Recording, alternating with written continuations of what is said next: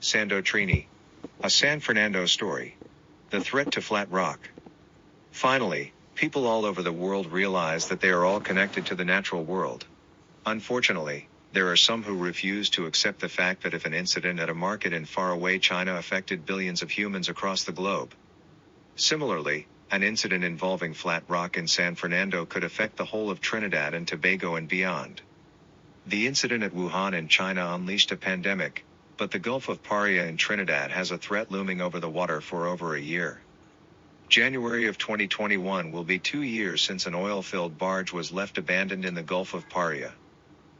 Geopolitics between the United States, Venezuela and Trinidad and Tobago halted the trade in oil.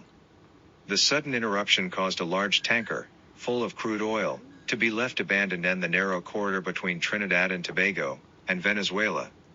A controversy has developed surrounding photos taken of the ship. Some photos which show the ship listing to one side are reported to be fake. While insults fly between the parties involved, the ship is still there. It contains crude oil, and it has been there for too long. Although the ship is technically in Venezuelan waters, the fact that the two countries share a sliver of salt water just a few miles wide as a boundary should be cause for alarm. The ship is owned by Italian and Venezuelan companies, none of which have offices in the Gulf of Paria, and none of their employees swim at Flat Rock in San Fernando.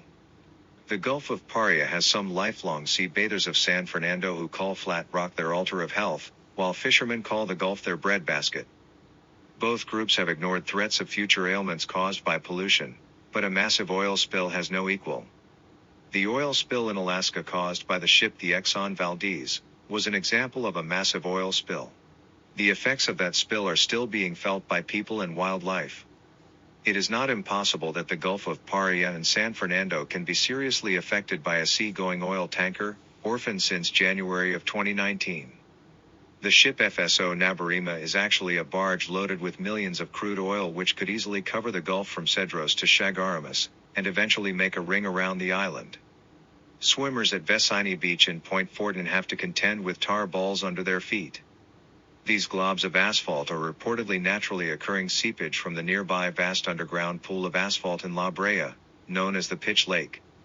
It is not known how much of this tar comes from the wastewater discharge from the Trinidad refinery located nearby.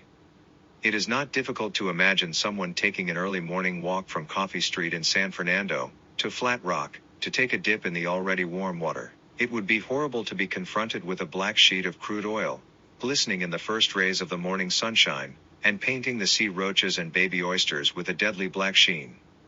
Imagine. The end.